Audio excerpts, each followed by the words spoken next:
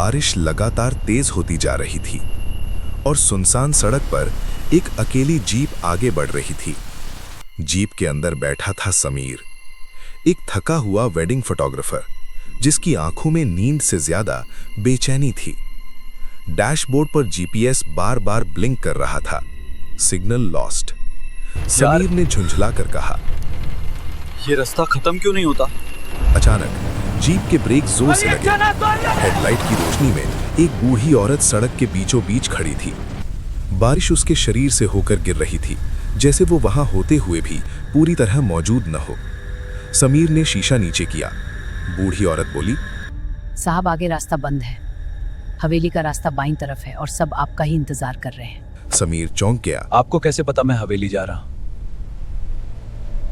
बूढ़ी औरत के चेहरे पर एक अजीब सी मुस्कान फैल गई। आज की रात बहुत बड़ी रात है, दावत में सबको बुलाया गया है। थोड़ा रुककर उसने कहा, मुझे लिफ्ट देंगे? कुछ पल की चुप्पी के बाद बूढ़ी औरत जीप में बैठ चुकी थी। अब जीप घने जंगल के रास्ते से गुजर रही थी। दोनों तरफ पेड़ ऐसे खड़े थे जैसे रास्ता निगल लेना चाहते हों। समीर बोला, इतनी रात जंगल में शादी? क्लाइंट ने नहीं बताया था। बूढ़ी औरत ने बिना देखे जवाब दिया, हम पुराने रिवाजों को मानते हैं साहब, दुनिया से दूर अपनी अलग महफिल सजाते हैं। अचानक हवा में जली हुई मिट्टी और गोश्त की अजीब बदबू फैल गई। समीर ने नाक सिकोड़ ली। ये कैसी बदबू है? बूढ़ी औरत बोली, दावत की तैयारी। कुछ ही देर में एक विशाल पुरानी हवेली सामने खड़ी थी। मशालों की रोशनी जल रही थी, लेकिन उनकी लौ एक सी नहीं हिल रही थी। हवेली के आंगन में लोग थे, रेशमी कपड़ों में सजे धजे, लेकिन पूरी तरह खामोश। समीर ने कैमरा बैग अंदर उठाया। जाइए और याद रखिए, सिर्फ वही देखना जो दिखाया जाए। हवेली के अंदर भारी सन्नाटा था। लोग खाना खा रहे थे, लेकिन जैसे किसी मशीन की तरह। समीर ने कैमरा उठाया और तस्वीरें लेने लगा।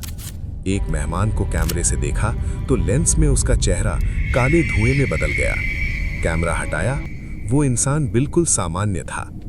समीर बुदबुदाया, कैमरा खराब हो गया क्या? वो स्टेज की तरफ बढ़ा। दुल्हन लाल जोड़े में बैठी थी, घूंघट से उसका चेहरा ढका हुआ था। समीर बोला, एक फोटो प्लीज। अचानक दुल्हन की गर्दन धीरे धीरे घूमने लगी, पूरे 180 डिग्री। हड्डियों की हल्की सी चटक सुनाई दी। चेहरा अब भी ढका हुआ था। समीर डर के मारे पीछे हटा और एक मेज से टकरा गया। वो झुका और मेज के नीचे देखा। किसी के भी इंसानी पैर नहीं थे। सबके पैरों की जगह उल्टे काले बकरी जैसे खुर थे जो जमीन को खुरच रहे थे। समीर की आवाज कांप गई, या अल्लाह, ये क्या है? वो भागने लगा, लेकिन हवेली का दरवाजा गायब हो चुका था। दीवारों से काला तरल टपकने लगा। सारे मेहमान एक साथ उसकी तरफ मुड़े और एक भारी आवाज गूंजी, फोटोग्राफर साहब, दावत का हिस्सा बने बिना जाओगे? मुझे जाने दो, तुम लोग हो क्या? हम वही हैं जो तुम्हारे डर में बसते हैं। आज की रात दावत तुम्हारे लिए नहीं, हमारे लिए है। समीर ने एक शीशा तोड़ा और बाहर कूद गया। सब कुछ काला हो गया। फिर चिड़ियों की आवाज आई। सुबह हो चुकी थी। समीर जीप में पड़ा था, पसीने से भीगा हुआ। उसने राहत की सांस ली। सिर्फ सपना था। तभी उसकी नजर पीछे रखे कैमरे पर पड़ी। कैमरा ऑन था, रेड लाइट ब्लिंक कर रही थी।